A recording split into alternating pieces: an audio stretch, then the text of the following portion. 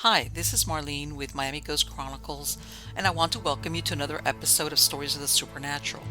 Wherever you find us, whether it's a video or podcast on your favorite platform, please like and subscribe to us so that you can get notification of when a new show is released. You can also find us on major social media platforms. If you go to miamighostchronicles.com, you can find links to the videos or MP3 files, which you can download and enjoy without commercial interruptions. If you're into classic horror, ghost, and adventure stories, I narrate Nightshade Diary, and you can find links at nightshadediary.com. If scary stories are your bag, and listening to encounters with cryptids, ghosts, dogmen, and other weird creatures sends a shiver up your spine, then go to supernaturalstorytime.com for links to our weekly podcasts. Noteworthy news about the paranormal world, true crime, conspiracy stories, and anything that is just plain weird can be found at eerie.news or visit the Stranger Than Fiction Stories tab at miamighostchronicles.com.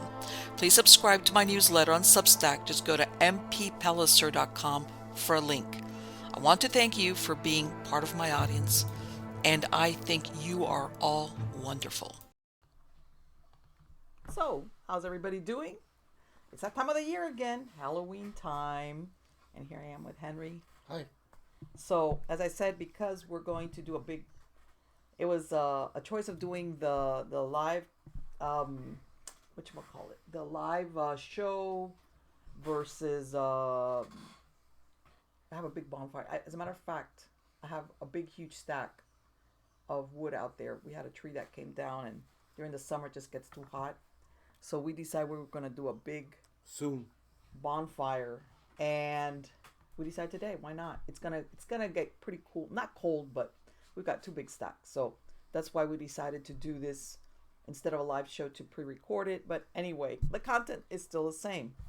And this year, I always try to, uh, besides we've got our stories to say and everything like that. And I don't know, can you dig it? This is my Halloween hat. This is my authentic witch hat that I had made once upon a time when I used to dress up more for Halloween. It was, if you had a hat like this, you were good as far as you doing the rest of the witch thing. Let's face it, it's a simple costume. But anyway, as a matter of fact, that's what my mom dressed me up on my first Halloween. My first Halloween, that's what she dressed me up as. But anyway, um, I always like to look at what's the reason why we have, because right now, like, and you've heard me complain about this and all my other shows where they've already been putting out Halloween stuff since, what was it, August, Henry? Yeah. We And were like, all of a sudden we walk in and they're taking off all the summer stuff like the barbecues and the gardening stuff. And then it's all of a sudden we're like, what? and then And we've got Halloween stuff, right? then a week apart, Thanksgiving. Then a week apart, Christmas. Right. It's all balled up into one. And my point being that it's become so commercialized with these different holidays, as far as, let's face it, we're going into the home stretch of the year, which is Halloween, Thanksgiving, Christmas, or holidays, New Year's, and then that's it. We're in the new year. That they want to hurry it along. And I remember there was this thing like after like Labor Day is when maybe you will maybe start seeing some of the stuff for like Halloween. And it was like the anticipation was there, and it was like everything was just the Halloween. So you were a kid, it was the candy or what costume you were gonna use, and then like Thanksgiving and Christmas and everything else or holiday, everything was like way off in the future. It was like all about Halloween, and all of a sudden the commercialism has taken over so much that it's like it all becomes like, what happened to the anticipation of you know the costume parties if when you got a little bit older, or trick-or-treating. And this was, of course, me and Henry, we grew up in a time where kids would actually go out trick-or-treating and not go to the nearest mall. And by the way, I understand when you have little kids, but even then, you know I remember growing up, yeah, of course, we always had an adult with us. My mom or somebody else was gonna go, but we would go trick or treating around the neighborhood. That was the fun of it, just to see what you were going to get when you went trick or treating. Like, were you gonna have good candy, or were you gonna have like, oh my god, this is horrible? Like, what was it? The one that I hated was that those little corn things. What are they called, Henry? Yeah, yeah. Jeez, the Halloween corn. that Halloween corn stuff. It was Yeah, like, oh. they're yellow, yellow and orange. There was a few candies that was like, forget it. Yeah, and they taste horrible. It wasn't like you had to be throwing. You can't throw it away. It's like, no, throw it away. I don't want that. And they're like the candy version of Twinkies. Those things last forever. Yeah, man. It's like, yeah. If there's what is it, an apocalypse, you'll have roaches and corn candy. Yeah. Everything will rot except that. Except that. So anyway, getting back to that's why I like also to look at what's behind these Halloween in this case. But this time I decided, you know what? I'm going to look at what do you call it? How's this? What is, because everybody's into Halloween, but everybody forgets that there was a big what you call it? Basically, there was a reason that everybody thinks of Halloween. The veil is the thinnest. And right after that, there was All Saints Day or All Souls Day. And if you look at it, some of it has to do with, if you want to call it ancestor worship, but there was more to it. It was like there was always that fear of the ghosts or of the dead coming back and haunting you for various reasons. It could be because they weren't buried correctly, or they were forgotten. Even the worst, as a matter of fact, were spirits of people that had died, and there was nobody there to honor them or to, say prayers for them. Whatever the culture was. But let's get over to that, because that's what I'm going to look at now. Because believe it or not, Halloween in some cases was a question of over here in more modern times, but this thing of All Saints and All Souls Day goes back a lot. As a matter of fact, it's the All Saints, which is November 1st, it's a church-wide holy day of obligation. It's also known as All Hallows Days, and this is dedicated to the saints of the church, and that is all those who have attained heaven. In other words, you went to heaven. All Souls Day, which is November 2nd, is dedicated to those who have died and not yet reached heaven. If you're Christian or Catholic especially, this is for maybe the souls that are in purgatory. Now, All Saints Day began most likely as All Martyrs Day, and this can be traced back to the earliest Christians. Again, these are the martyrs, people who had died for, when, there was persecution of the Christians. Now, in 609, during the reign of Pope Boniface, all right, he, remember, this is the time that, already the Vatican is there in Rome, of course, or, actual Rome. And he ruled from 608 to 615, and the Emperor Phocas, gifted him a temple in Rome to the Holy See, all right? Now, a year later, Heraclius, thank God that he gave him that, because a year later, Heraclius succeeded in taking Constantinople and executed Phocas on the same day before declaring himself the emperor. So in other words, he gave the temple to the Pope, and the next year he was executed, because that's the way things were run back then. Now the temple, it's still standing today, and it's known as the Pantheon. And it was originally built in the 1st century. So by the time that the Pope got it, it was already like 500 or 600 years old. It was destroyed by fire, rebuilt in about 118 to 128.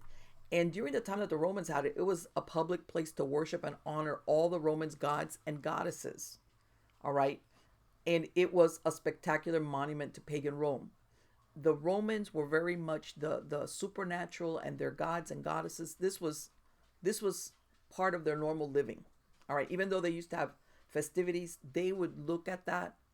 You want to call it superstition or whatever, but they were very integrated into their religious beliefs. Now, chief among the Romans was a Jupiter Ammon, which was the god of sky and thunder. And there was also the worship of Janus and Vesta, which is the power of the door and the hearth. And the reason why I say this is it wasn't only that, there was a lot of what you call it. There was a lot of concentration as far as protecting the home again from malicious spirits, the dead, bad luck, all of these things. And these were the times of years where it wasn't just like a festivity outside, where each individual homeowner went ahead and did something to like make sure things ran correctly. Now, like I said, the Janus originally stood for the magic of the door of a private house or hut, and later became a part of the state religion. The gates of his temple were formally closed when the state was at peace, and this is a custom going back to primitive war magic that required armies to march out to battle by this properly sanctified route. In other words, this belief in certain gods or in these certain customs extended, of course, remember, your armies are basically what kept you safe, or if you were a conquering army, the success of an empire. So, in other words, it was very important to do it the right way. How's that? Now, Vesta's shrine contained the eternal fire, and the cult of Vesta, which was tended by her virgins, continued to flourish until the end of antiquity and endowed an important role in the sacred protectorship of Rome. Now, these Vestal virgins were priestesses who vowed abstinence for 30 years, well, to focus on tending to the sacred fire at the temple of Vesta.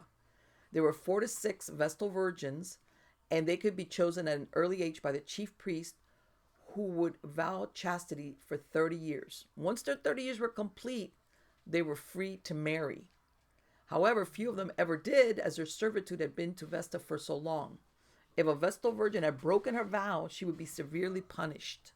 Vestal virgins were highly regarded, which made their punishment so severe. Vestal virgins typically took their designation very serious, and few ever broke the vow. And let's face it, folks, if you went in there, let's say when you were 10 years old, I'm going back, let's say they took you as a child, and you served when you were 30, by the time you got out of there, you were 40. You were not going to have kids. Remember also, the lifespan back then was very shorter, much shorter than it is now. But even then, if you were going to leave and not serve Vesta, you were going to go do what? You know. Now, the unwholesome specters of the restless dead were something that were called the lemurs or the larvae. And this, I had to laugh when I read this.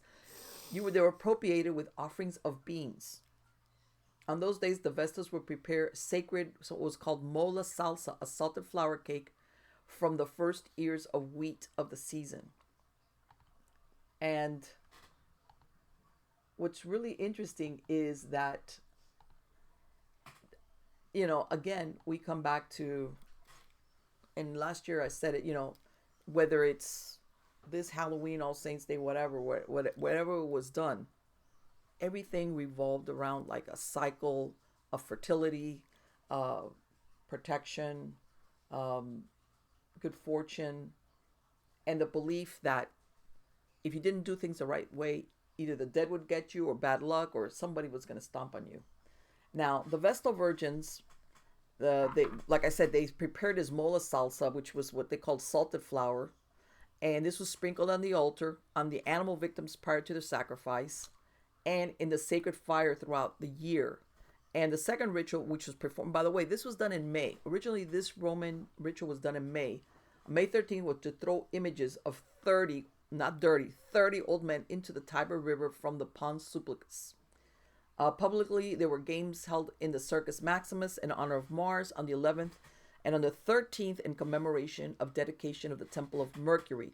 The merchants offered up incense and used laurel branches to sprinkle water from the well of Mercury at the Porta Capena over themselves and their goods in order to obtain Mercury's aid in making their businesses prosper. Now, Pope Boniface, remember, he accepts the temple. Okay, he removed all the pagan embellishments, all the statues were relocated, and he buried the remains of hundreds of Christian martyrs beneath the Pantheon. And he consecrated the Pantheon as a Christian church to the Blessed Mother and all the holy martyrs. Now, he consecrated it, coincidentally, on May 13th, which was the original date that all these activities were originally done in Rome. and that became the annual feast of all martyrs for the next 125 years. Okay, now there's some that maintain the belief that the origins, of course, were in the pagan feast of the Lemurs, in which these are the malevolent and restless spirits of the dead were appropriated, and they based that idea that the Lemuria festival, first of all, that they had the identical dates, and then they were similar with having to do with the theme of all the dead. All right, now this uh, thing that they called the Lemuria, all right, this what's called the Lemuralia or Lemuria was an annual event in the religion of ancient Rome where they would perform rites to exorcise any malevolent and fearful ghosts of the restless dead from their homes. These unwholesome specters, the lemurs or larvae, were appropriated with chants and offerings of black beans, like I said before. It was celebrated at night and in silence, and during these 3 alternate days, that is the 9th, the 11th, and the 13th of May. During this season, the temples of the gods were closed, and it was thought unlucky for women to marry at this time and during the whole month of May, and those who ventured to marry were believed to die soon after. Quote, they marry badly who marry in May. In other words, it was even a saying, so I guess nobody got married in May. Now, the lemurs were made harmful and spiteful to the living because of kinless and neglected, because they were kinless or neglected in death and after it, having no rights or memorial, free to leave their dead body but unable to enter the underworld or afterlife. A less common but more mischievous and dangerous type of ghost, known as the larvae, was thought to wander about the house with the lemurs. The Romans believed that there could be no knots present during the ceremony. It's theorized that knots were forbidden to allow natural forces to flow properly. Can we say the word feng shui, even though it's a different culture altogether? Yes, because there are, talk about knots and allowing natural forces. Now, this ceremony that they did, all right, this the householder, or I guess the head of the of the uh of the household, I guess, he's and I'm thinking to myself, they're doing this at night. He perhaps with the others, he walks barefoot through the house at midnight, washes his hands in spring water, takes his thumb between the fingers of his hand. This gesture is called the mano fica, or literally fig hand, to ward off any ghosts. Then takes a mouthful of black beans and spits them out behind him or throws them behind him, over his shoulder for the hungry lemurs to gather unseen. He chants, quote, I send these, with these beans I redeem me and mine, 9 times, and then the rest of the household clashes bronze pots while repeating, ghost of my fathers and ancestors, begone. The householder washes his hands in spring water 3 times. When he turns to see the results of the offering or exorcism, no lemurs are to be seen. Larvae, on the other hand, were thought to have been entirely unforgiving, even demonic. Some of the literature presents them as persecuting, delivering, and torturing bad souls in Hades. Now, these 3 days of Lemuralia, all right, it was thought that originally they would substitute, formerly, that they used to have human sacrifices. Now, which again they say drives that belief that the whole month of May was unlucky for marriages. Now, all these ghost stories indicate that in ancient Mesopotamia, Greece, Rome, people believed in multiple forms of life after death. And a consistent theme throughout these accounts is the lack of a proper burial for the deceased. Indeed, burial rites were incredibly important for ancient religions. It could be said by extension that hauntings and ghosts were considered a punishment for those not adhering to it. All right. And the reason I bring this up is that in modern times, like now, November 1st, Day of the Dead, Sugar Skulls, Dia de los Muertos, if you look at that, which mostly is seen as a Mexican here, like in the United States, which by the way, though, they do it all across the world. They have different names for it. Is what is it? You go to the cemetery and you're supposed to clean up maybe the grave. Some of them, in some cases, even put up altars, with pictures and foods.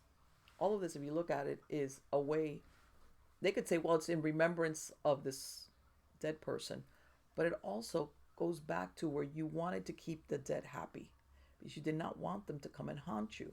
And of course, the worst ones were the ones that had no family. Like if somebody died, and which, if you look at it, you remember you've heard of if people committed suicide, or if if you were hung, you weren't allowed to be buried in consecrated ground. This is where this beliefs comes from. It's like you wanted to punish the person in death, or they weren't be. That's how important burial rites were. Were you allowed to be buried in consecrated ground? If you were suicide, that was like a punishment. Because it was considered a sin, or you weren't supposed to do it. Um, Same thing with criminals that were hung at crossroads, and sometimes they were even, which that drives that belief that this is why they haunted, because they were not given a proper burial. So we're getting there. So here's it's Pope Gregory now. Okay, this is about 100 years after Pope Boniface, and he dedicates an oratory in St. Peter's Basilica to here we go. He dedicates the basilica, and he's got all the relics of the apostles, the martyrs, the saints, and the confessors. Everybody knows that these holy relics, they meant a lot. And what he does is he transfers the date from May, because remember, it was like, you know what? This looks like we're still going on with the pagan Roman rites. So this is when November 1st, at least for the church in Rome, became the Feast of All Saints, and the date of May 13th was suppressed. Okay, which might be explained by supposed connection to the pagan Feast of the Lemurs. In other words, this was, like a lot of different cultures and civilizations, when you look at some of their religious customs or their cultures, basically and especially among the Christians, they would take over some of the pagan rites little by little, or the dates. So if, let's say, they conquered a certain land, they wanted to little by little ease themselves into the belief system, they would adopt and rename some of the festivals or customs. Now, offering a prayer for those who have died is ancient in origin. In the Old Testament, second book of Maccabees, which was written about 100 years BC, Judas Maccabees orders his army to pray and offer sacrifices on behalf of their fallen comrades. Tombs found in the Roman catacombs are inscribed with prayer requests for the deceased. The 2nd century writer Tertullian wrote in an essay about a woman praying for her deceased spouse. Okay. In other words, that same thing about, and even now we have it in Catholics, where where you could give somebody's name for when the mass is like a remembrance of the dead. In other words, if you say a mass or prayers for the dead, if they're restless, if they're trapped, if they haven't gone to heaven, this is going to help them get there. Okay. Now, the faithful departed, or All Souls Day, evolved in the church calendar long after All Saints Day, and this is about 1000. By this time, it's November 1st, November 2nd, and in some of these Benedictine monasteries, like in France, they encourage the monks to pray for the souls of those who had died. And this was when they started the day after All Saints Day. And this was done for the ones, like I said, in purgatory. It was like November 1st, you're in heaven, you're a martyr. November 2nd, you're in purgatory, or something's happening and you need prayers. On All Souls Day, the church prays for those in purgatory. Okay. And, of course, the entire month of November, the people remember the departed ones. They go to the cemetery and they give alms, do good works, ask for masses to be said. Then, of course, you have the people that they light the candles. You see they display pictures of the deceased ones. Church bells are rung to remind everyone to pray for the poor souls in purgatory. Because remember, among Catholics, there is an in-between place, which is purgatory. You're not in heaven, but you haven't gone down to hell. And in other words, there's still a chance for redemption. And the priests are authorized to say three masses on November 2nd.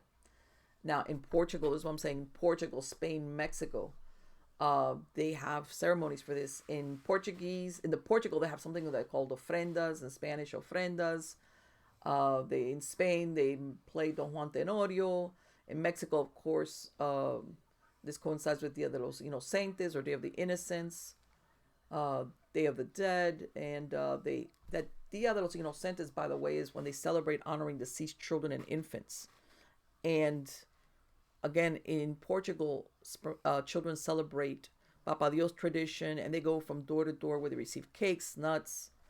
All right. In Austria, Belgium, France, Hungary, Italy, Luxembourg, Malta, Portugal, Spain, and American cities such as New Orleans, people take flowers to the graves of dead relatives.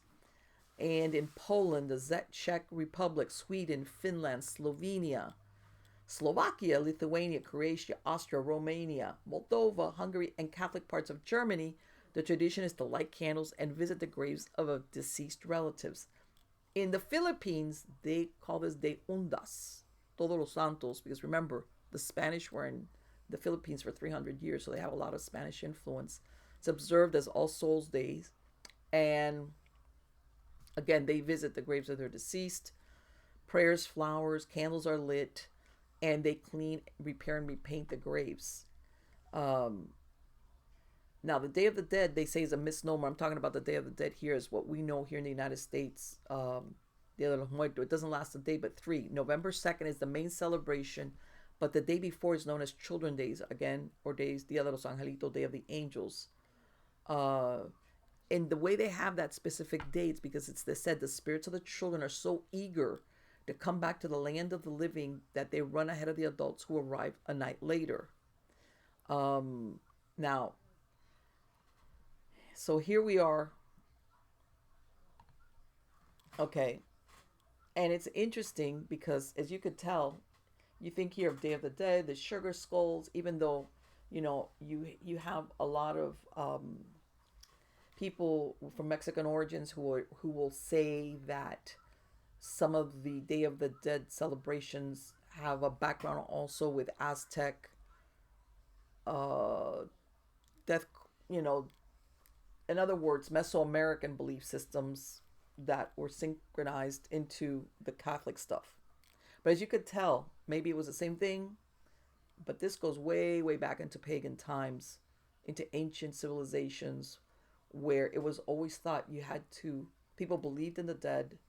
In other words, that once you died, they believed in the soul, and that soul or that spirit, if you didn't do the right thing, whether it was a family member or somebody else, they could come back and bring you sickness, death, uh, ill fortune. So there was a day where you made sure that they were remembered, because I guess for humans there's nothing worse than being forgotten. And in some cases, you have other cultures I'm sure you've heard of, especially like in the Far East, and in other cultures where they have actual ancestor worship, where they have altars sometimes with like the pictures or even the remains of, which is like way out there. But in other words, there was nothing worse for the ancestors than to be forgotten, or that you didn't have descendants to remember you. There you go. There's a lot of Oriental belief in that. Now, before I'm gonna do one really short little story. By the way, this is a short little ghost story, okay? Which, by the way, is true, but it's a little bit on the old side. But nonetheless, there's truth to it. All right. And this is right after the Civil War. It happens in Chattanooga. Now, for the first 2 years of the Civil War, there's a guy named Charles Reed. And what he does is he would drive a hack to take the dead soldiers from the battlefield in West Virginia to where they would be shipped home. Now, there were so many bodies that the practice was discontinued. All right. This is what he was doing, like after, during the Civil War and right after. So now he tells this story, and he stipulated saying, I know what a dead body looks like. So it's the fall of 1865. He's living in Atlanta, and he's returning home from the site of the battlefield that happened on July 21st, 1864. And at this time, what they've told him is he's employed to cut wood. And the sun's setting, and he sees about 200 feet in front of him a Confederate soldier in uniform, mounted on a sorrel horse, suddenly appears on the road. Now, the rider recedes from him and soon vanishes as suddenly as it had appeared. Now, when he reaches the area where the soldier was seen, there was no marks in the road. It was then he realizes it was a ghost. And you ask yourself, and in a way, I like these stories because some ghost stories are great because there's no, how can I tell you? There's no rhyme or reason. You never know who the ghost was, what happened to the ghost. Now, why this ghost would appear to him? Because at this point, he's not transporting dead people anymore. He's a woodcutter. All right, it makes you wonder: was this guy this Confederate soldier that he saw? Did he come to him because he transported his body? You know, you never know. So that's a short little ghost story. And then I'm going to go to my wingman, Henry, here, who's got more modern ghost stories to talk about. What was it? What was, because we were talking, I said, because throughout time, he's always talking to me about these different ghost stories. And then when I ask him, hey, talk about some of the ghost stories, he looks at me with this face of like, what? And he's like, no, tell me about that ghost story or that experience you had. Which one? What was it? Okay. Oh, that one, that lady that your mom used to know. Oh, that one. That's a good one. My mom had a friend that before we met her, supposedly she was a santera,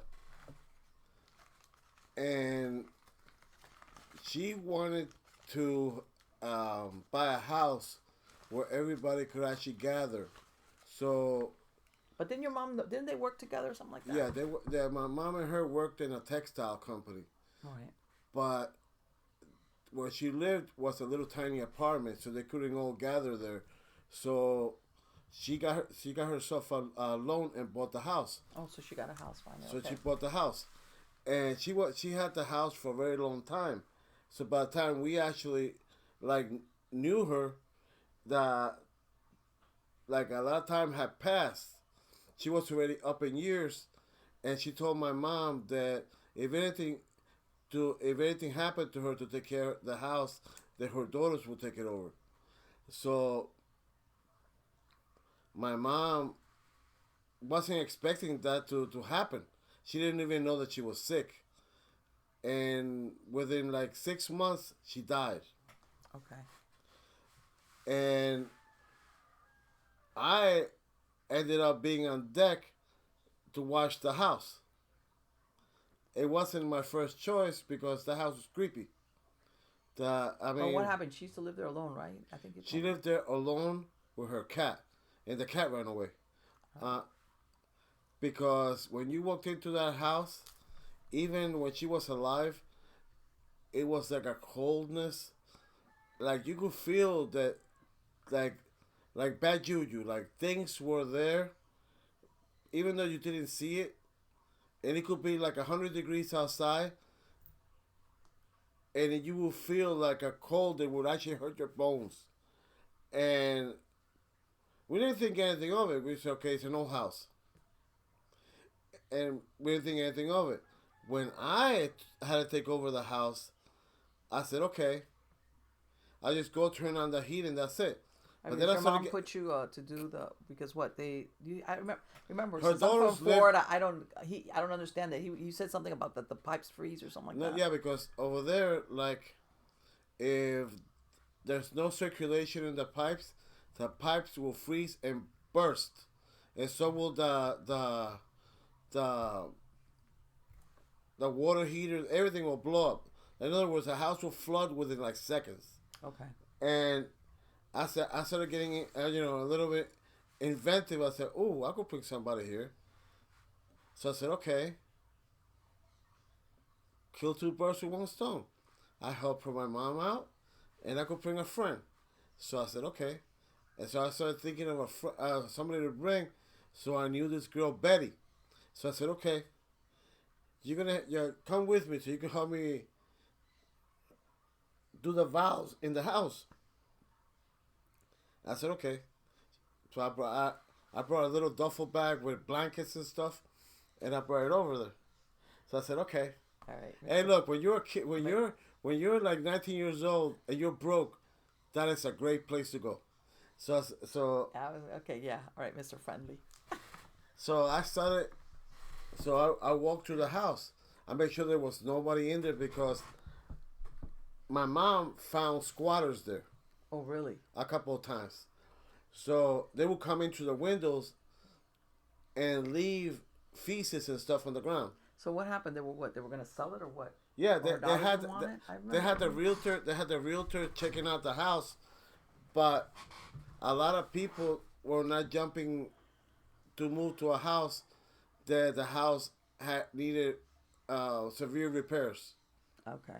So they had to sit in the house until they got an offer they could actually they could be good because they had to pay off all the debts and everything in the house.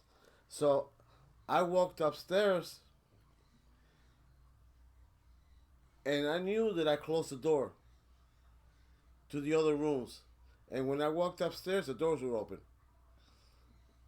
The windows were open. I closed the windows. I went back downstairs and you were here. Whoosh! And I thought because those windows, those old windows, were opened up by a lead weight. It had a rope and a lead weight. The Okay. weight will go down and bring the window up. Okay. But once you bring the window down, the weight would actually lock in place. But all of those windows in 5 rooms were open. And I This said, was in okay, New Jersey, right? yeah, in Elizabeth, New Jersey. So I said, okay, this is kind of like messing up my very friendly mood. So what happened? So So my friend kept on telling me, I'm leaving. I said, no, no, no, no, no, no, no, no, no, no, don't leave. I will take care of it. And I went upstairs, and all of a sudden, from the attic, you hear, and I get near, and the door in the attic was open. oh, why? What was it? What? One of those doors that I've seen a movie. No, that no, they no, pull no. It down? was an actual walk up. Oh, okay. And no, no, no. The house had actual rooms. You could actually live in the attic. Okay. It had a 12-foot ceiling in the attic. Okay. Yeah, the house was not that old. The house was made in the 1950s. Um, I never saw anybody run out that door so quickly. I heard was, see you later. Are you telling Boom. me she left you alone? I'm like, pardon my French, bitch. And she goes, I'll call you later. I heard that gate in the front of the house slam. And all I saw was this 5-foot girl run down the block. And I'm left in the house. I said, oh damn, I'm screwed. You know, and I'm walking around and I swear I locked all the doors and everything. I got to a point I said, okay, I'm gonna have to tell my mom she needs to find somebody else, but this is not working. And I turned on the water heater and everything. The pipe started like heating up, but then 5 minutes later, the whole house was that everything was shut off, and the house got cold again. So after like half an hour of that, I said, I'm But not. I'm not staying here. So But you told me something that your mom told you something that she liked Gloria, but that something else was about. Oh. Like she told you. I Oh remember. yeah, my mom said that she liked Gloria, and Gloria was very nice to us. She loved my mom. She loved my mom to death. She helped my mom with everything, but she had like bad juju. Like she had she was a santera. My mom recognized and realized that there was a lot of squatters, like in the spiritual world, that like squatters is like In other words, not literal squatters. Well, you say had literal squatters, but what are you saying that she had like entities it's like or what? if they do like anything, like rituals and anything like that. Right. Even if they get rid of the entity, resemblance of that will stay in the house. Unless you do a cleanse in that house, they will stay there. And it was like a commune in there. So what, you think your mom then did this for her My because she mom, felt bad no, that she no, ever died, or no. what? My mom was a opportunistic fucker. My mom did it because she didn't want to do it. No, No, I'm she not had saying me that. do it. She had me do it because she didn't want to do No, it. no, I know that. I'm just saying that your mom did this for Gloria because at the end of the day, she had promised Gloria to do No, this for no, her. no, no. My mom was very cool like that. My mom promised Gloria that she would actually like make sure that nobody will harm the house Mm-hmm. because Gloria did a lot for my mom after my dad died. Right, So my mom kind of owed her that. right, And her daughters lived in bunk fuck whatever, and they were not going to come. They were like very selfish, so they left my mom to do that because they know eventually, even if it gets $10,000, they will get something out of that house. right. And because they weren't going to get anything more than that because the house had over $80,000 in repairs. So let me ask you something. What do you think was going on there then? No, there was. Oh no, there was definitely stuff there in that house. I mean, you could go to the kitchen and you would get near the stove, and it felt like the stove was on, and nobody has ever cooked in that, and nobody had cooked in that house in over a year. And you could get touch the stove, and the stove was warm. You could get walk into another room, and you could smell like there was perfume or something there, and there was no furniture in the house. There was nothing there. No vanities, no nothing. And you could smell like stuff. And then I realized what my mom told me once that if you smell flowers, there's a certain smell, and I found out later on what it is. If you smell like a certain type of flower, it's cemetery flowers. You would only see them where somebody died. Those things will only grow where somebody got killed or where somebody died. Holy crap. And you would smell that like pretty much all over the house. I didn't put two and two together until my mom told me, but you would smell that like clear as day. All right. No, no, no. That could get you paranoid if you smell Oh something no, like. no, no, no. I was like, damn. I have a nice, I have a nice So what bedroom. happened? Did you? Oh no, no, no. What did you have to keep every? What did your? I Oh no, take no, it that no. your mom kept sending No, you no, back, no, right? no, no. I threw my mom under the bus. My mom had the glorious estate pay some college kid to do it later on. But you never saw anything. It was just a bad feeling. Well, you think about it. If you close a window and you put the little tab and you lock the windows and you're walking to the next room and you hear the window go prrrah, and open up, and then you go to another room and all the doors are closed, but then they're open. You start smelling things. And when there's no vanity, no perfume bottles, no nothing, and you're smelling things. You go to the kitchen. The stove is warm. The back door is open. You start wondering when when are you gonna start smelling pea soup somewhere. Okay. All right. Well, now I'm gonna. Okay, I'm gonna give you the next. This is the next ghost story that I got for you guys.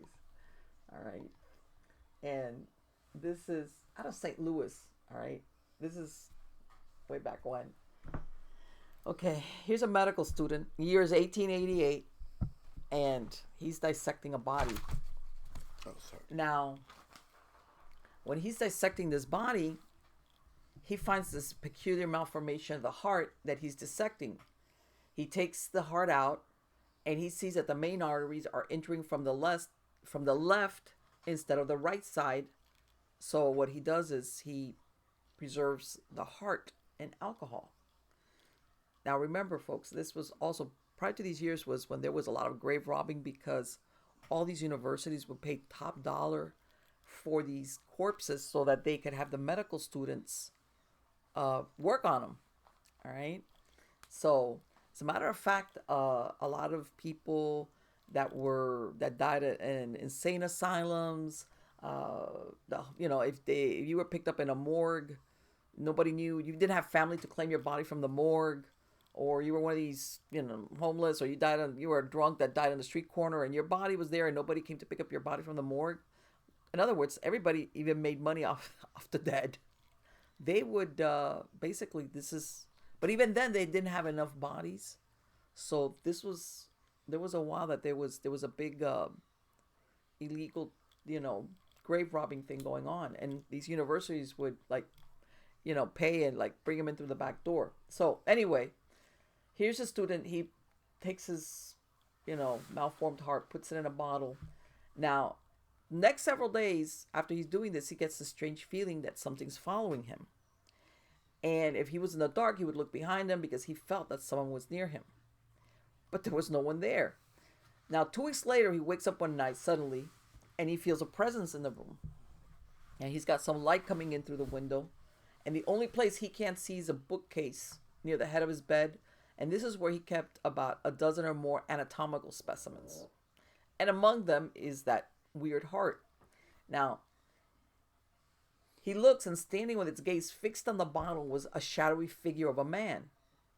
Now, he knows it's a ghost because he can see the shape of the books and the bottles through him. And it has like a sickly phosphorescent glow. And on its back was a large guano sack, which it wore like a shawl. And the remainder of its body was naked. All right. Now, the student shouts in surprise, which attracts the attention of the ghost, turns around, comes to the bedside, and the student hears a voice say, "Do you not know me?" And the student's so scared he can't answer. I don't blame him. And the ghost says, "Wretch, you have taken away my heart, and there it is in a preserve bottle." The student is still speechless, and the ghost continues, "I cannot rest while my heart is in that bottle.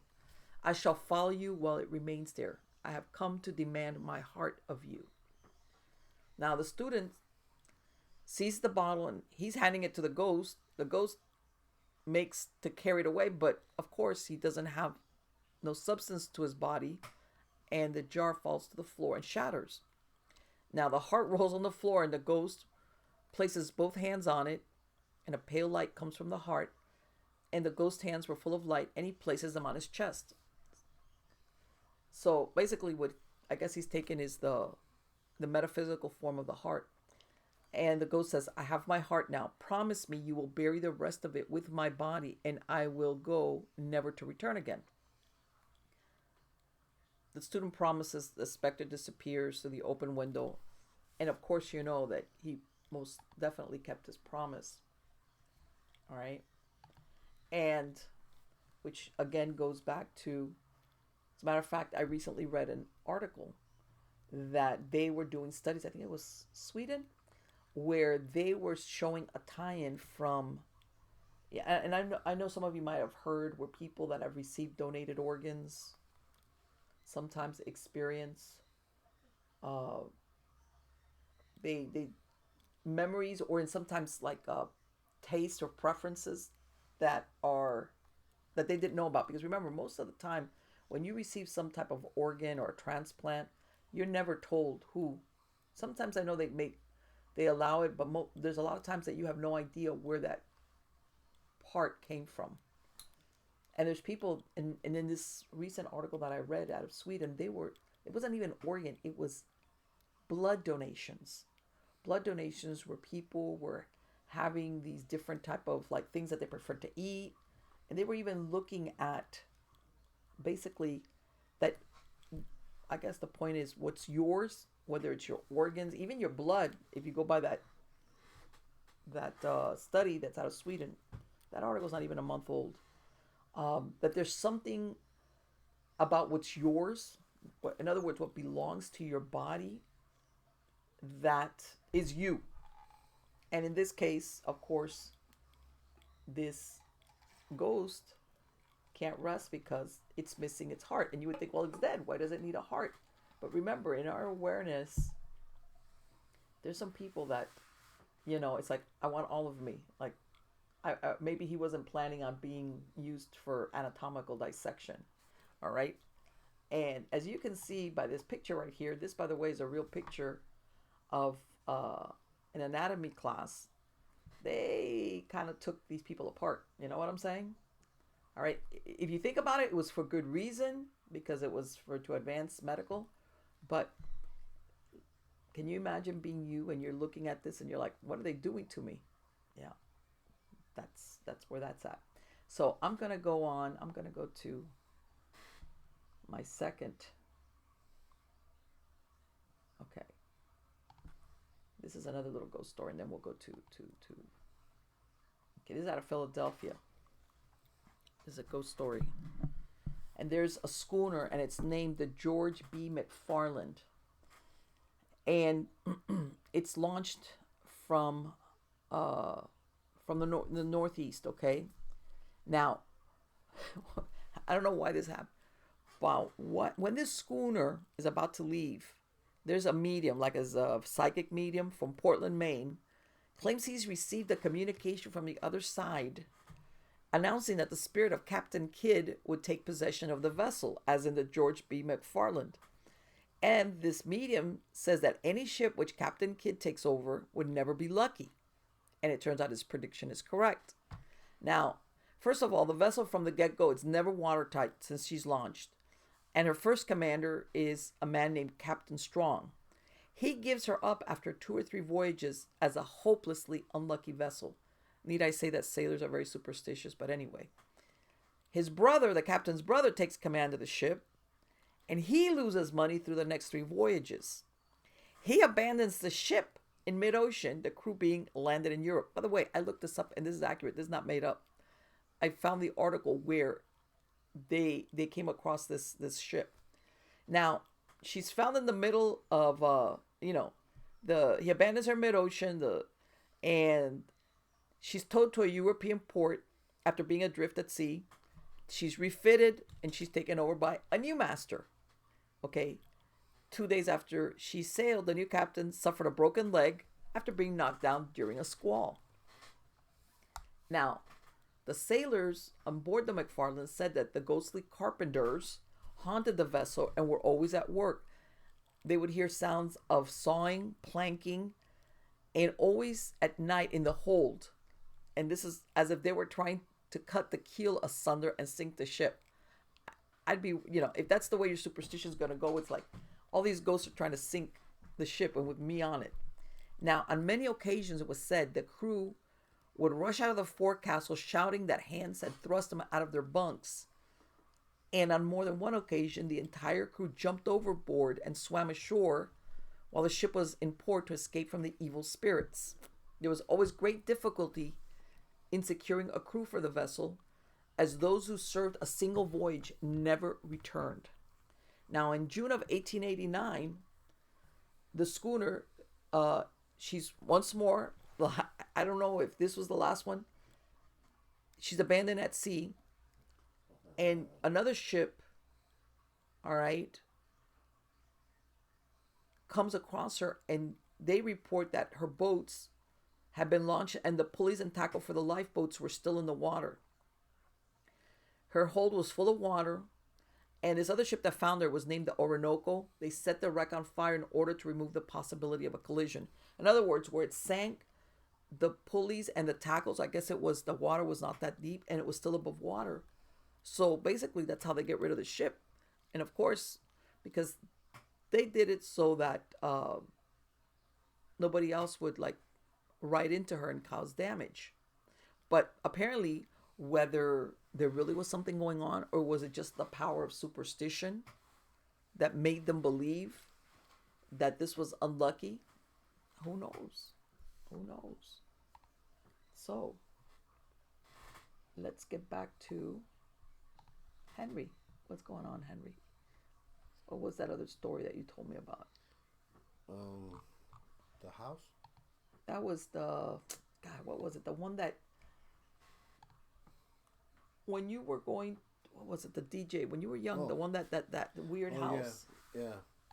There was a Victorian house in Old Elizabeth Well, new people now that are living in Elizabeth don't know crap.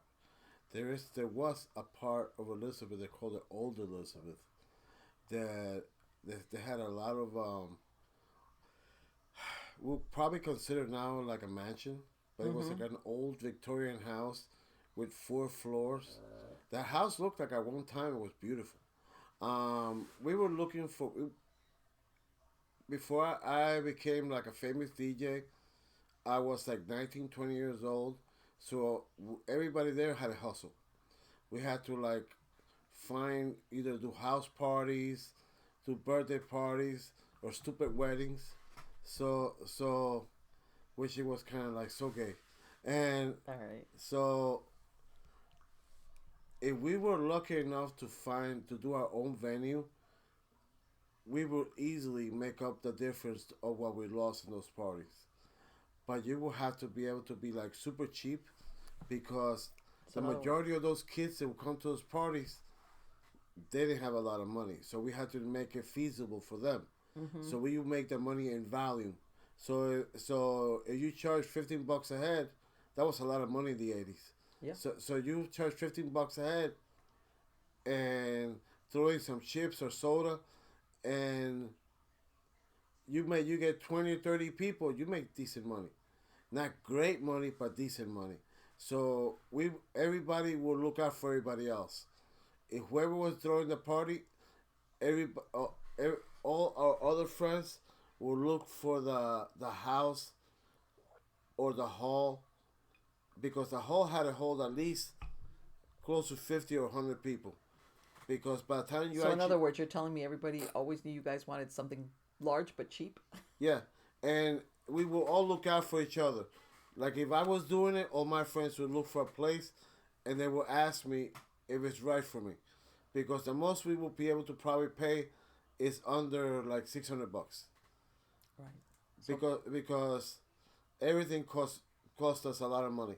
So one of them drove by and saw the Victorian house, and it had a for sale sign in the house. So we we all got together and we went and checked it out, but we couldn't get in. So we went back a second. By the third day, we saw somebody going in there and opening up the gate. So we rushed him. That guy almost had a heart attack. He saw like 10 kids running to him. So and we talked to him and we asked him. We talked to him like professional. We said, look, we want to do a party. Is there any way that we could rent this place? He said, look, this place is very run down. We have electricity. The electricity is running 100% in the main hall, partially in the rest of the house. I would ask the owner mm-hmm. and see what they say. And if they say it's okay, you will have to stay within the hall, the main hall, and you can only use one bathroom. You can't go upstairs. You can't go to the basement. You can't go roaming around the house because it becomes a liability. Right. So you're only renting one room, and you can't cook because the kitchen is unstable, and you might set fire to the house. So I said okay. So we agreed, and we went back, set up, and everything. But what happened? The owner said, "Okay, I got to take Yeah, it." the owner called us back by the next day. He said, "Look, can you guys do 500?" It was $100 less than what we were, but within our budget. Right. So we said, okay. So we put all our equipment in and everything to get ready for Saturday to do it on Saturday. So we walked around. That property was huge. The property was like 5 acres because it was like two and a half properties together. Okay. And it was all wooded because it hadn't been used.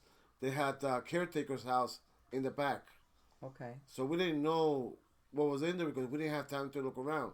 So we went and we did a little gig, and we had friends that came, but we had to put like caution tape because you always get that one idiot that decides to roam around. So Yeah. so so It's almost more than one sometimes. yeah, because they want to be curious, they want to be adventurous.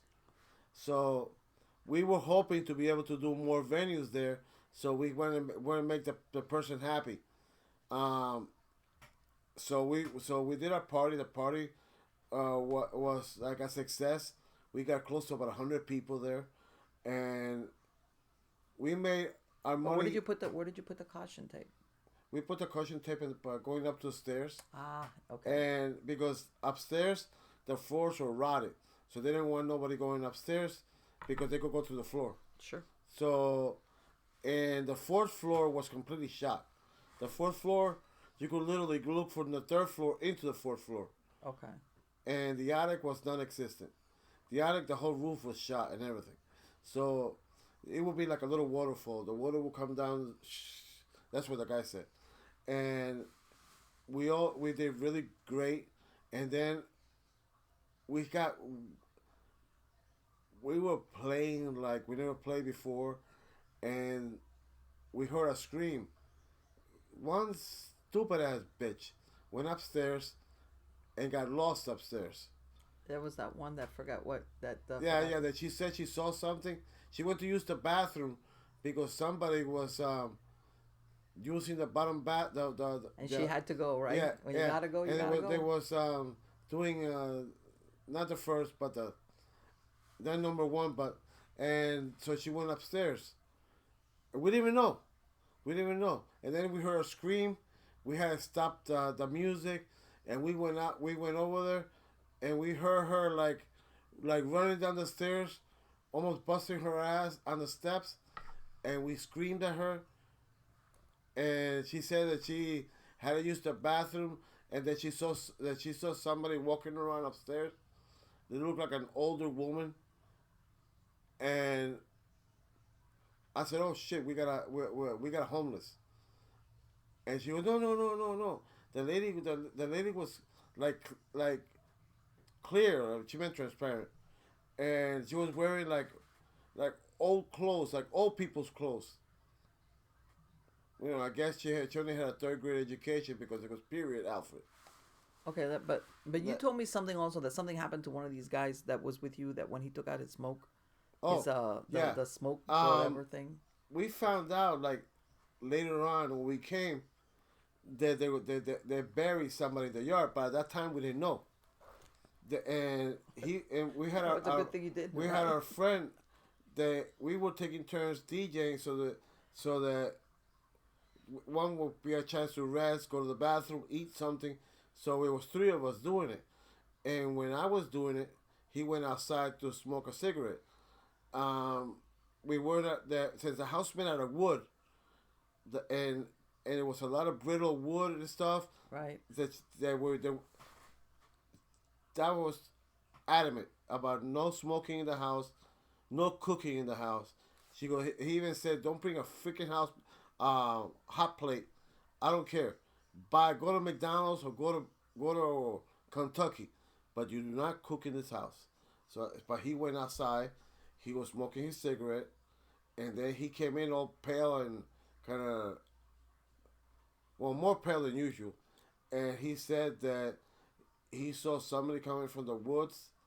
It was like somebody like an older man, um, like same thing with older like old period clothes, and he was walking to him like really fast, and the clothes was kind of like bloody. And when he told us that, I said, "Oh man, somebody got mugged." We didn't But let think me ask it. you something. Did he think it was a real person or not? No, he thought it was a real person because the thing about it is, at the time, since he was coming in between the woods, Right. he didn't have a chance. He didn't get took a chance to investigate it. He hauled ass. He ran back inside and told us, and he didn't go back outside for the rest of the night. So we went. So we found out like later on when we locked up because that's what they told us, lock up and put the key in the box.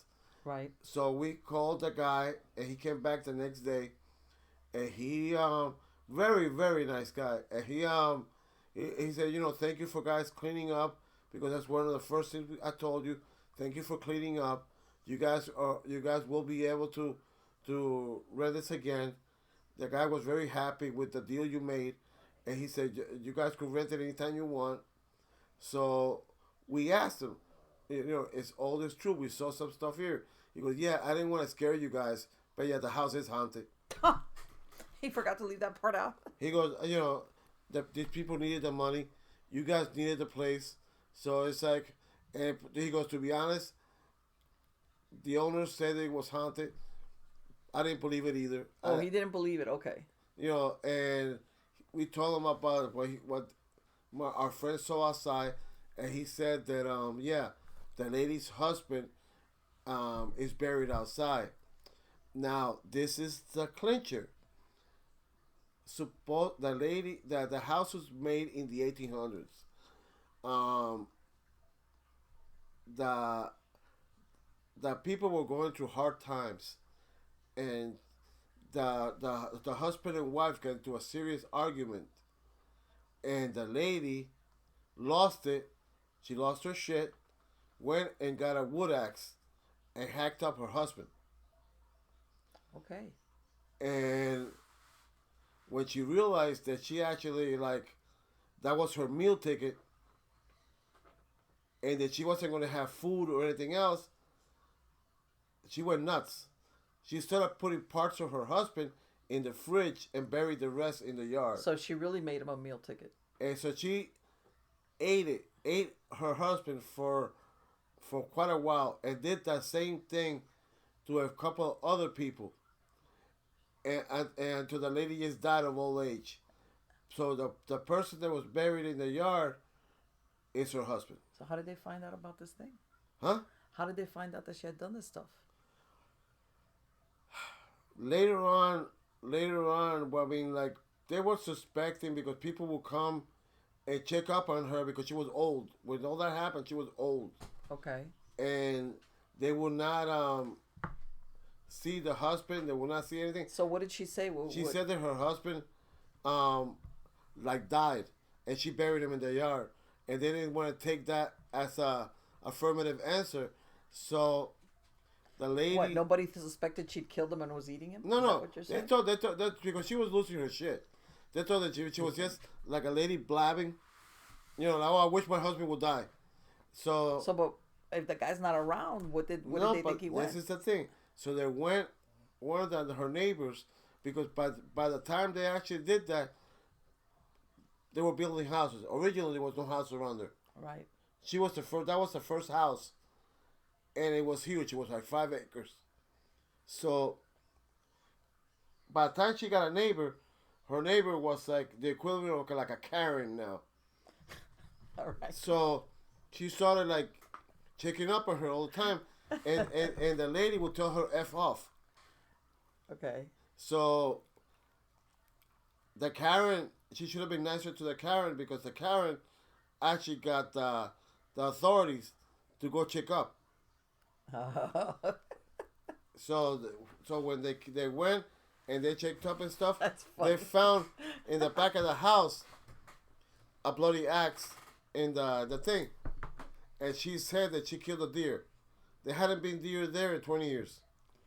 Oh, there you go. So they check the blade of the axe, and they realized there was human blood. So then they went and dug up what supposedly was her husband, and saw that there was only the head, a foot, arm, he was incomplete. Yeah, and then pieces, Oh, they're buried in there. And then they found maybe a lady and 2 other men. And they said she must have done that within 5 years. Let me tell you something. That's crazy. But you know what? You think it's impossible, but it's not. It's not impossible. See, when you have an area that only has 2 houses, and 2 or 3 houses, and they're all spread apart. You have a maybe 5 or 10 acres splitting the properties apart. Nobody back then really talked to anybody. Okay, well, guess what? The next little ghost stories. These are short little blobs. I'm gonna go back to your. This is we're going to San Francisco now. All right. This is San Francisco, And there's a lady. Her name is Josephine Schroeder. She's a dressmaker. And she divorces her husband in 1889, which, by the way, everybody knows divorce in 1889, that was not common. And she cites that the reason why she's divorcing him is that he treated her cruelly, saying that their child was dying and he just slept. He was, quote, blissfully entirely oblivious to the fact that a few feet away his daughter was dying. Now, she goes on to say that this is obviously previous to the divorce. This is when the daughter is sick. She says, yes, and a rap came at the door. I did not believe him when he told me that some ghostly visitant had always rapped upon the door when there was a death in his family. Now I do believe him. I heard the raps. I opened the door and nobody was there. I don't know what this rapping means. Friends and neighbors have heard it as well as myself. Mr. Schroeder is not a spiritualist. We have never had a teacher of that doctrine in our home in Fulton Street, but it is all ended now. Remember, 1889, spiritualism was in its heyday. And that's why she's pointing out that they're not spiritualist or have that belief system. A neighbor named Mrs. O'Keefe was present when the child passed away. She also heard the raps and thought that that the death summons had come. And there's the Irish believe like in the banshees and things like that, which are like portenders of death or something like that. Now the husband, his name is Richard Schroeder. He then says, I don't believe in spiritualists at all, but I do know this. Before my brother's death and before my sister's death, a rapping came at the door. I don't pretend to explain it. I only know it is so. Neighbors have heard it. I cannot doubt the evidence of my own senses. My father was a contractor. He was run over by a lumber wagon in 1865. Shortly before his death, there came that tap, tap, tap at the door. My mother hurried to see who had called, but there was not a soul in the hallway. In 1866, my sister died in Chicago. On the night of her death, there was a rapping on the door. At my brother's death, there was the same mysterious rapping. I can't account for it. My folks were Presbyterians. I'm a Protestant. I don't believe in haunted houses. Neither do I believe any of the boys who were trying to fool me. He's like thinking somebody was pulling a joke on him. Schroeder had worked for 7 years at the Fulton Iron Works and was reputed as sober and reliable. Now, again, like in some Irish, these banshees, they belong to a certain family. In other words, certain families would have these personal, basically, warning of when somebody was going to die. And apparently he did. Even though his last name was Schroeder, and which I think it was a German name, but there you go. All right. Now, next one, we're going to go into your neck of the woods, Henry. This is New York. Okay.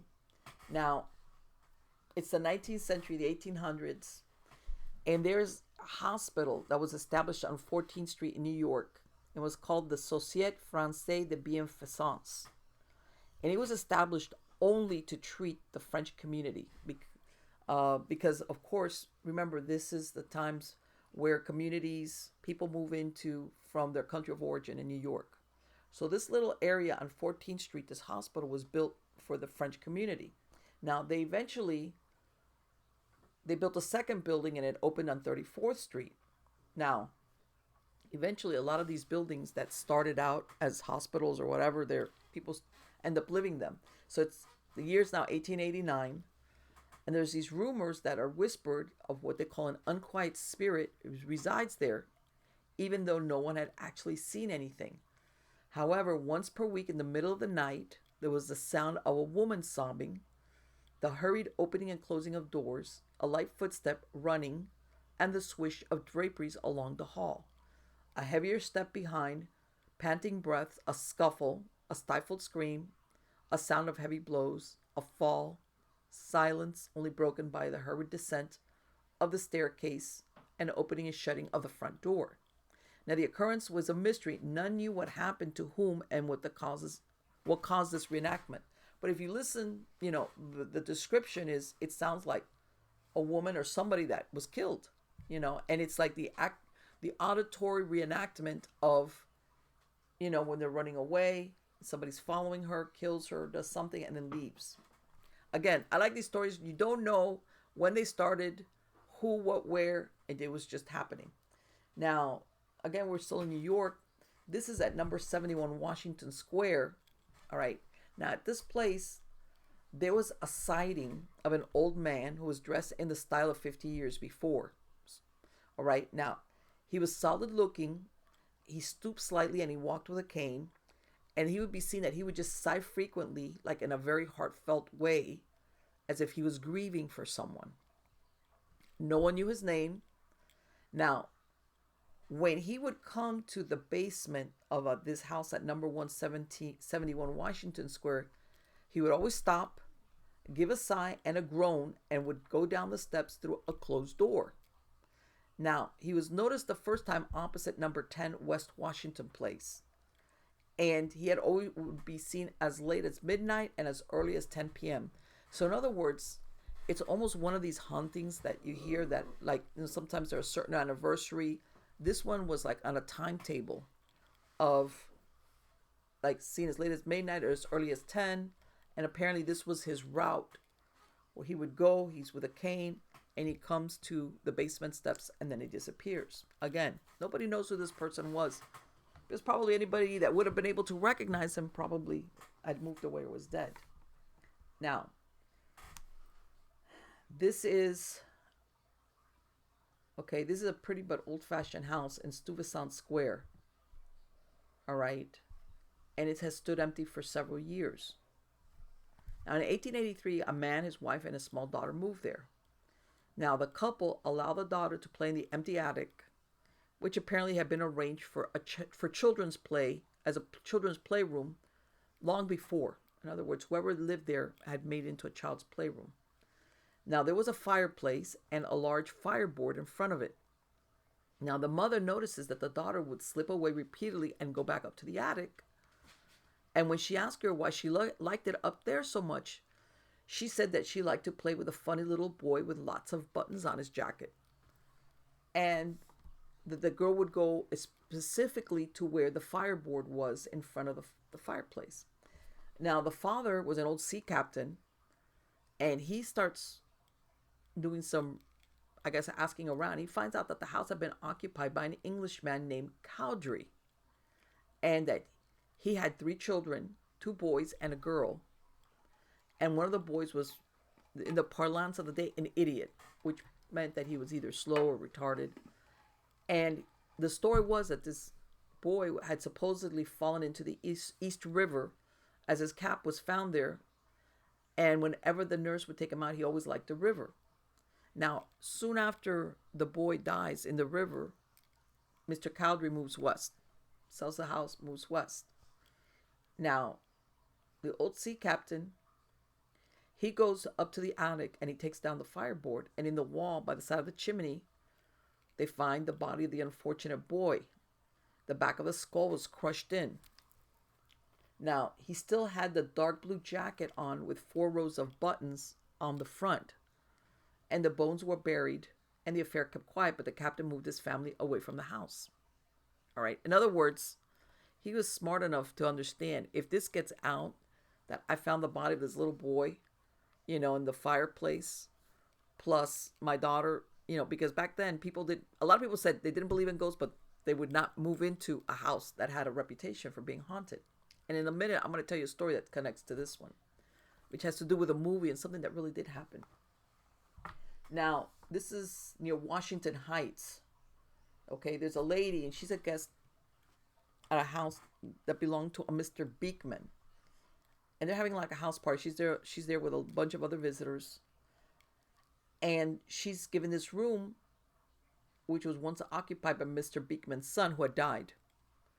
Now, she's young, and she said, normally I could sleep anywhere, but when I went to this room, I found it impossible to sleep. And she says, I felt this uncontrollable impulse to walk restlessly about the room. But at the same time, I'm feeling this great depression of spirits, which she recognizes is totally unlike her. So she sits down, and all of a sudden she feels this pain in her throat, a suffocation, so much so that she faints and falls to the floor. The housekeeper, I guess, hears her hit the floor, finds her, and she's revived. Comes to find out that the owner's son had cut his throat in that very same chair and had fallen and died in the spot where she fell. Okay. Was this an actual haunting? Who knows? Was she maybe a psychic medium and actually tuned in and felt whatever had happened there with that suicide? Now, which is a possibility because this same woman, she's telling how she goes to an old-fashioned hotel that was near what was called McComb's Dam. And this dam, it spanned the Harlem River between Manhattan and the Bronx. And she's there, she's attending a large party. But they had so many guests that they put some of them up at this small hotel. But this small hotel, apparently some of the rooms hadn't been used in a long time, but they get the overflow guests. So basically they give out the rooms that hadn't been used for some time. Now she ends up sharing the room with this other girl. They're already in bed when all of a sudden the door opens noiselessly and there's a lady with what she thought was a peculiar nightdress on. She has this long hair unbound, comes into the room. She goes to the wardrobe in the corner, and there she takes their dresses that they had hung, throws them on the floor, and then goes and counts all the garments that are hung in the wardrobe. Then she walks over to the bureau, looks over every piece of linen, and counts them in a whisper. She can hear this lady whispering and counting. Now, she said that this lady appeared so lifelike that they never suspected she was a ghost even when she left the room and closed the door behind her. And next morning rolls around, it's raining, so they decide they're going to eat breakfast at the hotel. And this lady that was staying in that room sees a photograph in the parlor of where she's at. And she sees that's a photograph of this lady that came into her room. So she asked the landlady then asks her, she says very strangely, if she had slept well. And she turns around. By the way, at this point, she still doesn't realize it's a ghost. Just because she sees a picture there, it doesn't mean anything. So she tells the landlady the story, what happened the night before. The landlady turns around and tells her, oh, that is my husband's first wife, who was very fond of dresses. And before she died, she declared that she could never lie easily in her grave if she thought anyone else was to wear her clothes, and that she would come back every Saturday night and count her clothes. And she has, said the landlady, but she never harms anybody. She just counts them and then goes quietly away. You know, like, hey, a girl's got to have fun. All right? That was, and sometimes, you know, those are things that mean a lot to you. You know, like, hey, nobody better be wearing my clothes. And just in case, I'm going to come and count them. Now, getting back to that other story I'm going to tell you about the little boy that's killed and left in the fireplace, and that his dad splits, and he says, hey, the kid drowned in the river. We found his cap. Remember, sometimes in a lot of cases, people would drown and their bodies would not be found right away. I'll give you a perfect example. Lake Mead, that was when with that drought that was there, like during the summer, they started coming up with bodies and people that had drowned or fallen off boats that back in the 50s, the bodies had never been recovered. And now with this drought, they were finding some of them. My point being that you could easily say a child could fall into a river and the body never be found. And oh my God, the child drowned. And just because you didn't produce a body, nobody ever thought, hey, something else had happened. So we're going this is, by the way, this is my favorite ghost movie. Halloween is called The Changeling, and it stars George C. Scott. It is the best. I consider it one of the best ghost stories. All right, but there's a story, a true story behind The Changeling, or the guy that wrote the story of The Changeling, and this is it. And you're going to see how it has a tie-in to what happens. And if there might be people out there who have seen The Changeling and know the story of what happens with the Changeling. All right. So here we are. Okay, now The Changeling, it's 1980, stars George C. Scott, Trish Van Devere. And the movie, people don't realize that it's based on the paranormal events that Russell Hunter experienced while living in an old home near Cheeseman Park in the late 1960s. This is Cheeseman Park in Denver. All right. Now, Hunter, he died in 1996. Originally, he used to work as a musical arranger for CBS TV in New York City, but he moved to Colorado in the mid 1960s to help his parents manage the Three Birches Lodge in Boulder. I take it that sounds like a hotel or something. So he's there. It's the late 1960s. He's starting to look for an apartment in Denver where he could live, and he's trying to work on his music. And he rents a house at 1739 East 13th Avenue, which, by the way, it's been torn down by now. Now, the rent for this house was only $200. And later on, he said that it was $200 because, quote, nobody else wanted to live there. All right. So he says that beginning on February 9th, 1969, he starts to experience these strange phenomena in the house. He said first there was this, quote, unbelievable banging and crashing that he said would start like clockwork at 6 a.m., then would immediately stop when he placed his feet on the floor. Then he would have unseen hands that would turn on faucets, doors would open and close on their own, and paintings would fall to the floor because the walls would start to vibrate. Right? Now, he talks about, he has a meeting with this man. He doesn't say what the name of this man is. This is a social gathering, some party, who tells him that the house has a third floor that could be reached through a narrow concealed stairs hidden behind the wall of a second floor closet. Now, he gets a friend of his who's an architect, and they find it just like the guy told him. And this is like a secret garret room, and inside he finds a small trunk filled with, quote, a 9-year-old school books and a journal from a century ago. He says that the author of the diary was a disabled boy that kept hidden on the third floor. And he described his favorite toy was a red ball that was also inside the trunk. All right. Now, a few nights after he discovers the trunk, the red rubber ball drops from the top of a spiral staircase in the home. And this, by the way, happened in front of 30 people. If you remember, he has not, this is 1969. The Changeling is not produced till 1980. He wrote that story based on his experiences. But in the movie, you'll remember that red ball, George C. Scott is by himself. So, but this, what happens to him is 30 people are there to witness it. So, what does he do? He conducts a seance. And the spirit of the child is channeled. And he says that he was the heir to a fortune through his maternal grandfather. However, he was a sickly child, and when he died, his parents concealed his death and buried him in a field in what was then a remote part of southeast Denver. All right. They adopt a child from the orphanage to take the place of the dead boy, all right, and instruct him to accept his new identity. The healthy boy grows to adulthood and becomes a successful, and as a changeling, claimed the inheritance meant for another. In the movie, the father kills a kid. In this one, all he's saying, the spirit of the child, is he just was sickly and he died. But instead of admitting, because apparently this inheritance had been left directly for him, they just replace him with a boy from an orphanage. Now, according to Hunter, the troubled spirit of the boy gave him directions to where his body had been concealed under a house on South Dahlia Street.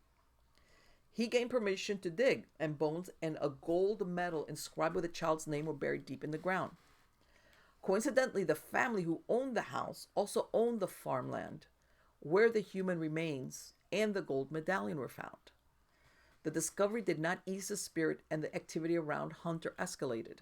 He said, glass doors blew up in my face and severed an artery in my wrist. The inner walls over the head of my bed violently imploded. So, what does he do? He moves to a house on Kearney Street. Now, the disturbances follow him there. Okay, this is about the time he starts realizing that this entity is more malevolent than what he originally thought. So he follows his friend's advice and he seeks the help of a priest from Denver's Epiphany Episcopal Church to exorcise the house. Okay, the priest, who wanted to remain anonymous, said about Hunter, he's apparently they went and interviewed him. Quote, he did seem to have a problem. We performed the rites of exorcism in his second house on Kearney Street. Whether the rites were successful or not is not known. However, he did not call the priest again. Now, soon after he moves away, this mansion, which was called the Treat Rogers Mansion, was demolished. And Hunter said he came to see its destruction, and he said, quote, as the walls of the wing which had contained my bedroom collapsed, they suddenly flew outward and crushed to death the man operating the bulldozer. I haven't looked that up. I have to look that up to see if it's true or not. Now, what's the backstory? Because remember, he's moved into this house in 1969. What is the backstory to that house? Now, at the turn of the century, there's a childless couple that lived there in that home at 1739 East 13th Avenue. This is central Denver. All right, the couple is Henry Treat Rogers. He's a prominent lawyer, and his wife, Kate Rogers. Now, they filed a permit with the city of Denver back in July of 1892 to build a brick dwelling in the Wyman's addition of Denver. They have an architect named Henry Ten Ick Wendell, and he designs the house for them. But the land had its own peculiar history. Back in 1858, all right, there's a guy named Mr. Bancroft. Mr. Bancroft comes to mine, and he brings with him his 3 sons and a son-in-law named John Stoffel. They build a cabin at Vasquez Fort. Now remember, even though eventually this will become the city of Denver, back then I guess it was the middle of nowhere. People are mining. How's that? Now they're a German family. They're very enterprising. And not only are they panning for gold, but they own livestock. So one day Mr. Bancroft and 2 of his sons go off to look for lost cattle. When they returned, the 3rd brother was gone, and the only person who stayed behind was John Stoffel. And he's got this queer behavior that instantly makes them suspicious. Now, soon neighbors come to help look for the missing man, for the missing brother. And finally, they find him behind a log out in the woods. And he's been shot through the head. Now, John Stoffel's arrested. And he's brought to what was then called Auraria, which was West Denver. Now, on April the 8th, he appears before a temporary magistrate and admits that he murdered Thomas Bancroft. But his reasons were far from ordinary. He describes where he followed his brother-in-law from Germany to the United States for the purpose of murdering him. What he was avenging was never known. So in other words, this guy, John Stoffel, has, from Germany, I guess they're all German, has something that he hates about Thomas Bancroft. Okay? Marries his sister, comes with a family, but all this time, he's waiting for an opportunity to murder him, and he does, but it's never known. So in those days, there was no cell to hold him, nor any place to try him, so the people gather for an informal deliberation, and since there was no doubt of his guilt, because he admitted to it, they decided to hang him. All that was needed was a rope, a wagon, and a yoke of oxen. So he was executed at a large cottonwood tree. Now there's this, what they call an eccentric, well-known character who was known as Noisy Tom. So they get Noisy Tom to play the part of the executioner. In other words, Noisy Tom did the dirty work. They hanged the guy, and soon after that, they cut down the tree. Now, John Stoffel becomes the first burial at what it becomes known as Prospect Hill Cemetery that was staked up by General William Larimer at the corner of Cheeseman and Congress. Now, the informal names of the graveyard was Boneyard and Boot Hill. Remember, this is the place where eventually this house is going to be built. Now, there's an undertaker named Mr. Wally who took the cemetery over. And by 1866, there's already 626 people buried there. Now, in 1872, the cemetery becomes the property of the United States. This is due to a treaty with the Arapaho. The city of Denver buys it for $1.25 an acre. And then it's renamed the Denver City Cemetery. Right? So, here's 1890. The cemetery's fallen into disuse. And it's decided to convert it into a park. Right? Families were instructed to move the graves of their loved ones, and they were offered a free plot as an incentive. But After 3 years, only 700 were moved. What does that mean? There's plenty left there. So there's a Mr. E.P. McGovern. He's a local undertaker, and he's hired by the government to take care of the unclaimed ones. For every box he delivers to Riverside Cemetery, he receives $1.90. Now, he was found trying to cheat the city, and his workers, to boot, were robbing the graves for any personal effects found inside the coffins. Remember, these are the times that people would get buried with their jewelry, et cetera, et cetera. He's fired, even though the work was unfinished, and they didn't hire anybody else to complete the work. So there you go.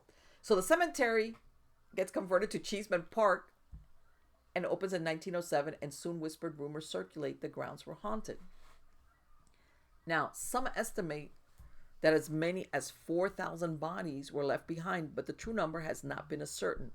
However, every time irrigation work is started, bones are found. Besides the forgotten dead, located just south of the cemetery was what they call a pest house or pestilence hospital for contagious patients that received thousands of souls that were left there to die. Some think that fear of contagion, especially smallpox, was another reason why so many bodies were left behind. In other words, even then, they thought that if the bodies there, some of them had died from smallpox, that they were still contagious. In 2010, while they were completing irrigation work at Cheeseman Park, the city employees unearthed 4 skeletons. The coroner found that they were over a century old, and if there was ever a tombstone to commemorate them, it's long gone. Perhaps they were criminals or paupers, and they were anonymous from the beginning. They were reinterred in Mount Olivet Cemetery. And you better believe there's other people that are dead. They just haven't been found because nobody's needed to dig in that area. Let's go back to the Rogers family. Okay. The location of the Rogers' new home was probably built over these forgotten graves.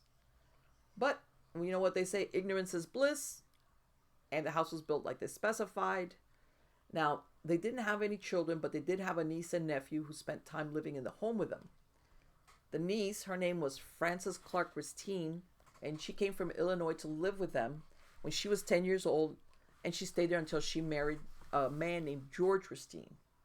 Now, she lives for several years in Chicago, and with her husband, they returned to Denver after her uncle, which is Henry Treat Rogers. He dies in 1922, so they come to accompany the aunt, and they live in the house there with the aunt, Kate Rogers, who, by the way, had formally adopted Frances as her daughter around 1927.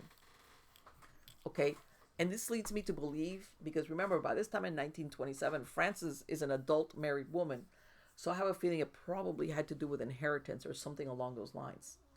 So, while she's living with her aunt, Frances becomes the longtime secretary for the Denver Orphans Home and the president of the Globeville Day Nursery.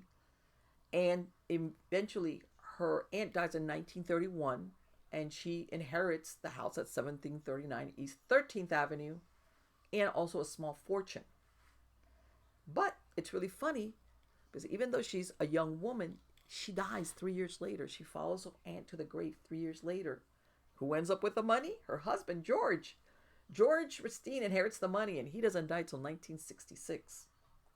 So, and there's another side. Frances had a brother who I guess they changed his name, called Henry Treat Rogers the second. Okay? Because remember, they both came to live with that couple when they were children. This family is connected. They send Henry Treat Rogers II. They send him to Yale, graduates in 1914, and he comes to work for his uncle's law firm, which was Rogers, Ellis, and Johnson, around 1916. All right. This younger Henry Treat Rogers that lived in the house, World War I breaks out, and he enlists in 1917 to fight. And he never returns home because he dies in 1918 at the age of 25. Okay, now, Russell Hunter, his real last name was Ellis. Some people say that he never lived in the mansion. They've tried to do research that shows his parents did own the Three Birches Lodge in Boulder. and that he may have been in Denver in the late 1960s, but apparently he was a renter. Back then, they didn't keep those records. Now, at some point that later on, they that place was also the Bombay Club, and in other words, between the time that the families lived there, that was like a house. It was also businesses. Like I said, it was the Bombay Club. Now, in 2015, there's a blogger, and his name is Larry, and he posts the following. He says, "My family, parents with 7 kids, moved into this house in 1959 when I was 8 years old. It was a huge house with 2 separate staircases leading to the second floor, one with a halfway landing, and the other was an enclosed spiral coming off the kitchen for servants. I never experienced any paranormal activities. Perhaps the ghost enjoyed the company of all the children." Okay. Now, in a strange coincidence, Peter Medak, he is the director of the movie The Changeling. He becomes fascinated with the story because he had his own recent deaths in his family. His older brother had died, and in 1971, his wife, Catherine LeCamrance Medak, she's 28, she commits suicide by jumping from a fourth-floor apartment in Harley Street in London. All right? She falls into the basement area. She's pronounced dead upon her arrival at Middlesex Hospital. Her husband wasn't there. He was away visiting his mother. But because of all these recent deaths that he's had, he sees, I guess, the script or the story that Hunters produced based on what he happened to him in 1969. And he goes on to direct the film The Changeling. In 2021, there's another blogger. His name is Frost. And he writes, "When I was 9 or 10, I used to bag Mr. Hunter's leaves." He's basically saying that this guy Hunter did live there. "He lived down the street from my family with his black dog named Loki. His house was filled with antiques and a large piano which he played well. I witnessed a few interesting situations at his home. The story he told me was of a little boy who was killed by a coal cart in front of the mansion. The boy's name was Eric. That was the spirit that haunted the mansion and supposedly followed Mr. Hunter to his new residence near me. Great individual. I moved in 88, never saw him again. I believe he passed in 94. Okay. What that tells you is, if anybody's seen The Changeling, he does integrate the story about the child being killed by the coal cart into the Changeling story, which basically leads them, the storyline is, it leads them on a goose chase because they're thinking originally that this is the spirit that's haunting. Later on, they find out that it's really the ghost of the Changeling boy. All right? So there you go. Happy Halloween, everybody. All right? We're going to be doing a Mardi Gras. Do you have any more stories, Henry? Are you done? I believe I'm done. You're done? Okay. Well, we're going to go do a big bonfire outside, guys. And we will be seeing you. Well, I'll be seeing you next week. I've got a lot of great guests. All right? Waiting in the wings. You're really going to like the guests that I have. Talking about a lot of different weird, unusual things. Please don't forget to sign up for my Substack newsletter, mppellicer.com, miamighostchronicles.com. Again, not only do I have links for all the videos on the websites, also podcast versions of Stories of the Supernatural, Nightshade Diary, Supernatural Storytime, yada, yada, yada. You can find them all there. Okay, so please, thank you again for being part of my audience. You are all wonderful. And again, happy Halloweeny. Take care. Say bye, Henry. Bye-bye.